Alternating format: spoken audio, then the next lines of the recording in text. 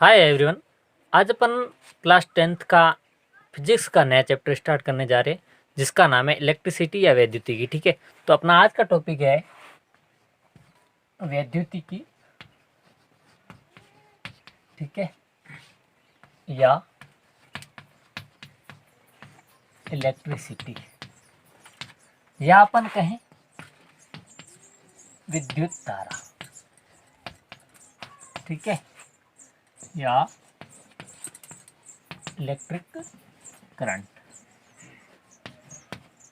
तो विद्युत धारा के बारे में आप सब जानते होंगे कि विद्युत धारा क्या होती है, और आजकल तो लगभग हर कोई ऐसा अपन कहें कोई भी इंस्ट्रूमेंट है या अपन कहें जो उपकरण है उसमें अपन विद्युत धारा का प्रयोग करते हैं। ठीक है, तो विद्युत धारा होती क्या है?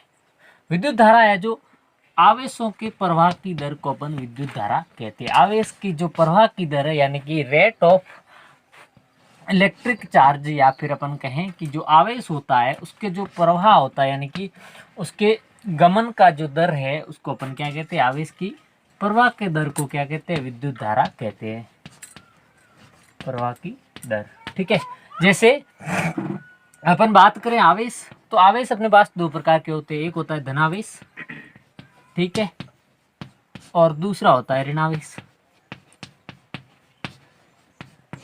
ठीक है, तो यहाँ पे जो विद्युत धारा है वो अपन किस में कंसिडर करेंगे? इस ऋणावेश को कंसिडर करेंगे। ठीक है, ऋणावेश या अपन कहें इसको अपन इलेक्ट्रॉन के रूप में ले लेते हैं। ठीक है, तो इलेक्ट्रॉन जो होता है वो ऋणावेशित कण होता है। ठीक है, तो इलेक्ट्रॉन के जो प्रवाह की दर है उसको अपन क्या कहते हैं? विद्युत धारा कहते हैं। ठीक है, तो विद्युत धारा जो है वो इलेक्ट्रॉनों की प्रवाह की दर है जो विद्युत धारा कहलाती है। ठीक है,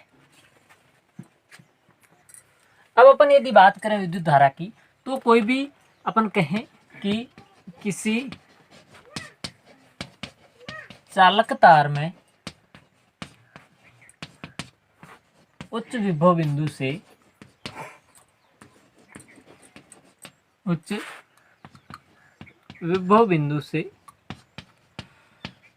निम्न विभव बिंदु की ओर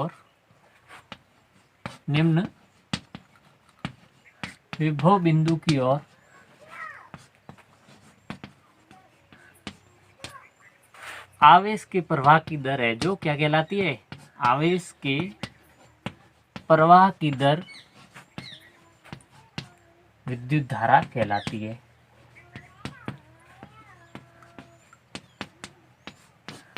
यानी कि अपन बात करें, कोई कंडक्टर ले लेते हैं। ठीक है, कंडक्टर वायर ले लिया। यदि किसी कंडक्टर में अपन बात करें दो पॉइंट होंगे, एक हाई पोटेंशियल पॉइंट, ठीक है, और दूसरा होगा low potential point. High potential यानी कि जहाँ पे आवेशों की जो संख्या है अपन के मात्रा है वो अधिक होगी, और लो यानी कि जो निम्न पोटेंशियल पॉइंट है वहाँ पे आवेशों की जो क्वांटिटी है अपन बात करें, मात्रा की बात करें, वो है जो कम होगी। ठीक है, तो अपन कहें कि किसी कंडक्टर में हाई पोटेंशियल पॉइंट से, या अपन कहें उच्च विभव बिंदु से लो पोटेंशियल पॉइंट या निम्न विभव बिंदु की ओर जो आवेश की प्रवाह की दर है यानी कि rate of flow of charge, यानी कि आवेश की जो प्रवाह की दर है उसको अपन क्या कहेंगे? विद्युत धारा कहेंगे। ठीक है, जैसे अपन ने माना कि अपने पास ये कोई ऐसा कंडक्टर है, माना इतना कंडक्टर, ठीक है, ए और बी के मध्य।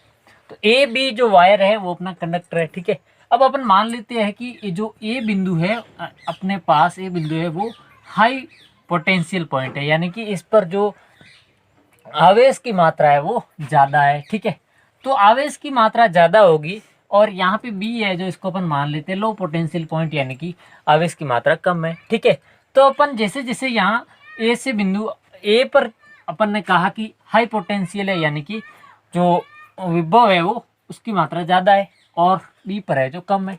ठीक है, तो ए बिंदु से बी बिंदु की ओर आवेश का प्रवाह होगा, यानी कि जो अपने चार्ज होगा उसका जो अपन कहें फ्लो होगा, तो इस फ्लो की जो रेट है उसको अपन क्या कहेंगे? विद्युत धारा कहेंगे। ठीक है, अब अपन इसे विद्युत धारा को और किस रूप में देख सकते हैं, अपन कह सकते हैं कि कोई भी परिपथ है, माना कि ये अपना परिपथ है, ठीक है, यहाँ पे ये अपनी बैटरी लगी हुई है, ठीक है, और यहाँ पे की लगी हुई है, और यहाँ पे कोई इंस्ट्रूमेंट लगा हुआ माना कि, ठीक है। तो यहाँ पे जैसे ही किसी अपन कहें परिपथ में आवेश की जो प्रवाह की दर है, यानी कि जो आवेश जा रहा है, यानी कि उसकी जो फ्लोइंग रेट है, उसको अपन क्या कहेंगे, विद्युत धारा कहेंगे, ठीक है। अपन कह सकते हैं कि किसी विद्युत परिपथ में, किसी विद्युत परिपथ, ये अपना परिपथ इस प्रकार से अपन कह सकते हैं, विद्युत परिपथ में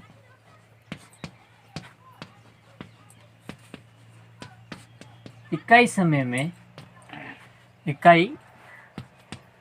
में किसी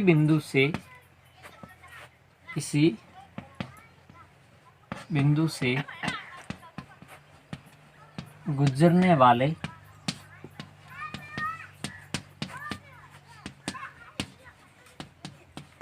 आवेशों की मात्रा को विद्युत धारा कहते हैं, ठीक है। यानी कि कोई भी अपना इलेक्ट्रिक सर्किट है, इलेक्ट्रिक सर्किट या अपन कहें विद्युत परिपथ है, उसमें से इकाई समय में, यानी कि यूनिट टाइम में, जो अपना यूनिट टाइम है, उस दौरान किसी एक पॉइंट से आवेशों के प्रवाह, आवेशों की जो मात्रा है, उसके जो गुजर रही है किसी बिंदु से, तो उस गुजरने वाली मात्रा को अपन क्या कहते हैं, विद्युत धारा कहते हैं, ठीक है। तो अपन माना कि ये अपन विद्युत धारा लिख लेते, ये विद्युत धारा जिसको अपन आई से डिनोट करते हैं, तो आई इज इक्वल टू, ऊपर लिख लेते आवेश, क्योंकि अपन ने आवेशों की दर ज्ञात करनी है, तो ये हो गया आवेश। नीचे अपने पास इकाई समय ले रहे हैं, यानी कि अपने पास आ गया नीचे समय, ठीक है। तो आवेश को अपन किससे दर्शाते हैं, क्यू से, ये हो गया क्यू, और समय को अपन लेते हैं टी से, यानी कि यहाँ पे अपन लिख लेते हैं इलेक्ट्रिक चार्ज,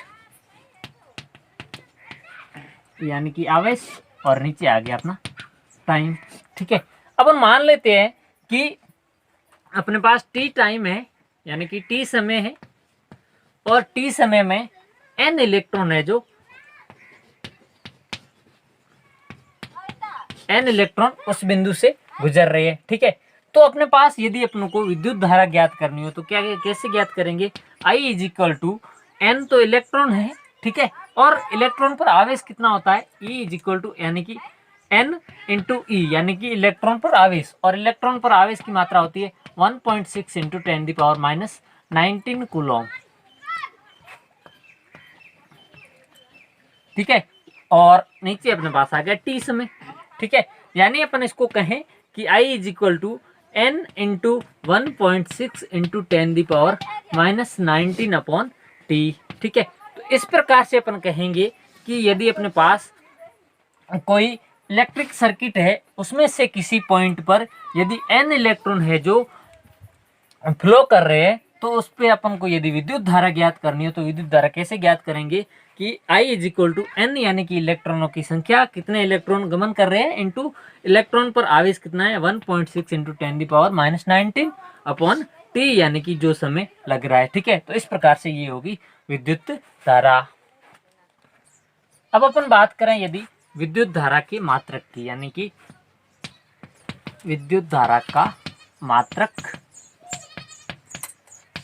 या अपन कहें यूनिट ऑफ इलेक्ट्रिक करंट, ठीक है। तो अभी आपने देखा था कि इलेक्ट्रिक जो करंट होता है वो क्या होता है, यानी कि विद्युत धारा क्या होती है, विद्युत धारा is equal to Q upon T, या अपन कहें ये हो गया क्यू, यानी कि अपने पास आवेश था, ये आवेश, और टी यानी कि समय, ठीक है। तो आप सबको पता होता है कि जो आवेश होता है उसका मात्रक क्या होता है, कूलम्ब होता है, कूलम्ब, ठीक है, या अपन कहें कूलम्ब। और जो समय होता है उसका अपने मात्रक यहाँ पे क्या लेते हैं, सेकंड लेते हैं, ठीक है, सेकंड, ठीक है। यानी कि जो यहाँ पे अपन को विद्युत धारा है उस पर पहले ऊपर क्या है, आवेश, तो आवेश का जो अपने पास मात्रक है वो क्या होता है, कूलम होता है, और जो समय होता है, नीचे समय है तो समय का मात्रक अपने पास क्या होता है, सेकंड होता है, ठीक है। तो अपन इसको कूलम अपॉन सेकंड लिख सकते हैं, लेकिन जो विद्युत धारा है इसका जो एसआई मात्रक होता है वो होता है एम्पियर, यानी कि coulomb upon second is equal two ampere,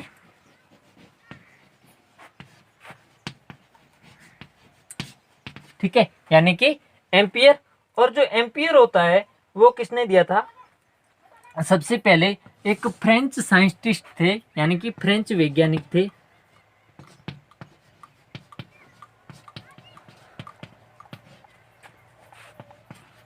scientist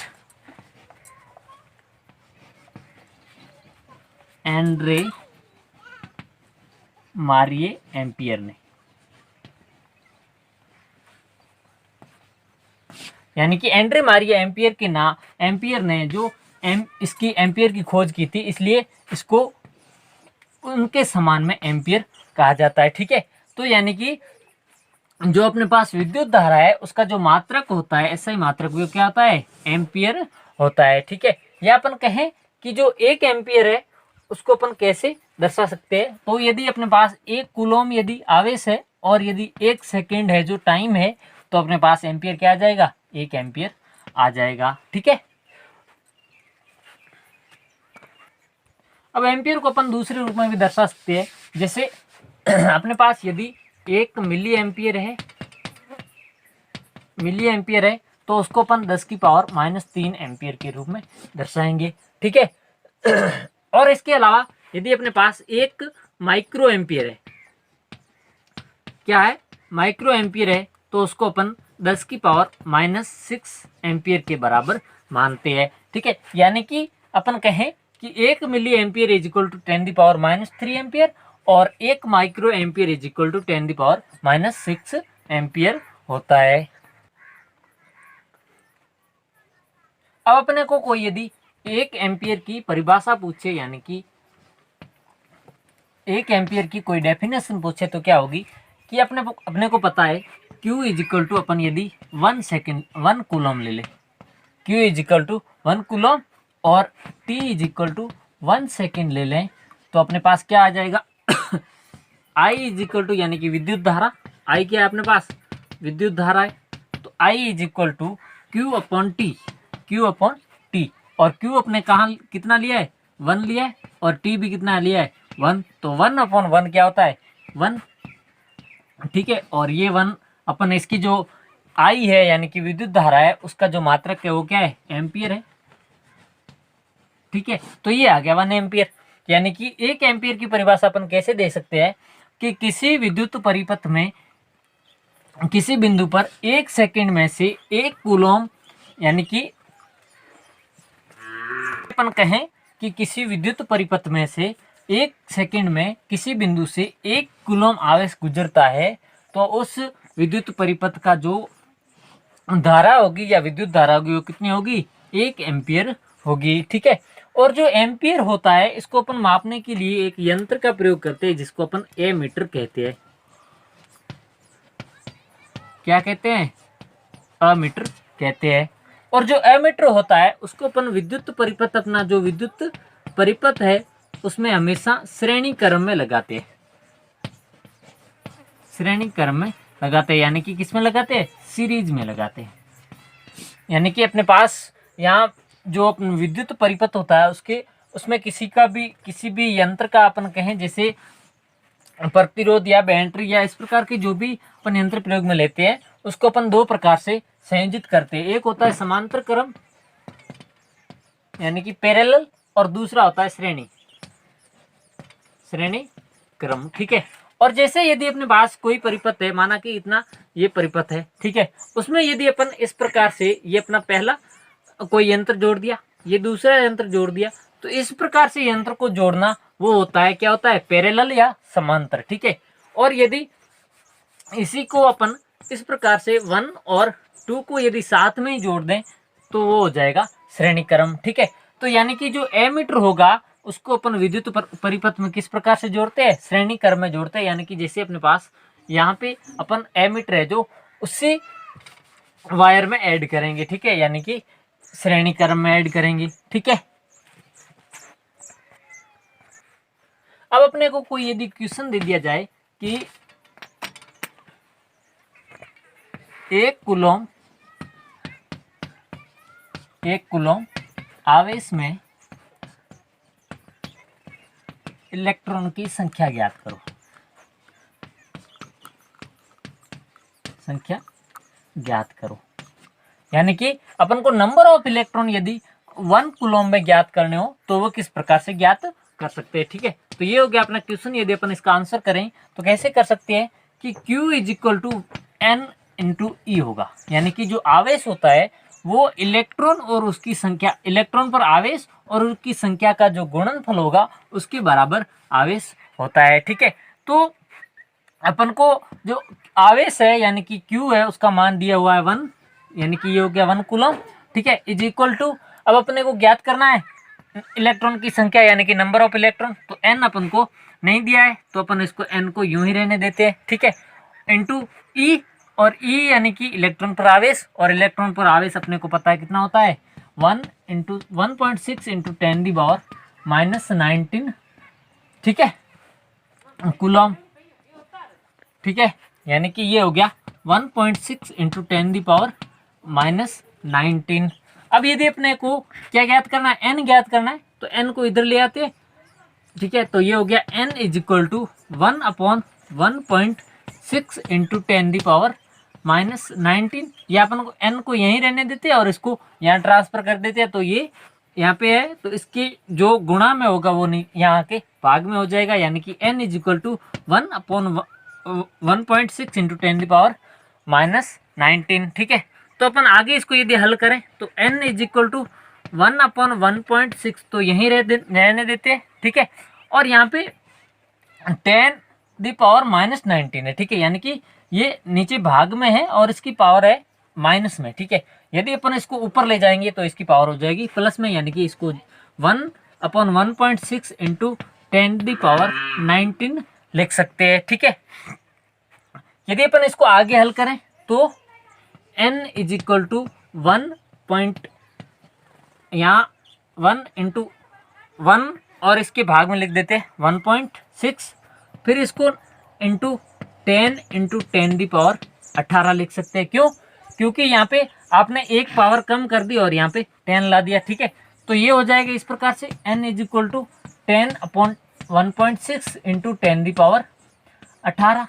ठीक है, और n इज इक्वल टू ये हो गया, यदि अपन 10 में 1.6 का भाग देंगे तो कितना आएगा 6.25 इंटू 10⁻⁻18। तो ये आ गया अपने पास n का मान। यानी कि अपन कहें कि जो 1 कूलम आवेश है उसमें यदि अपने को इलेक्ट्रॉन की संख्या ज्ञात करनी होगी तो इलेक्ट्रॉन की संख्या आ जाएगी 6.25 इंटू 10⁻18। ठीक है, ये थी अपने आज की क्लास जिसमें अपन ने विद्युत धारा के बारे में पढ़ा और विद्युत धारा का मात्रक क्या होता है उसके बारे में पढ़ा। आई होप आपको ये समझ में आया होगा। Thank you so much.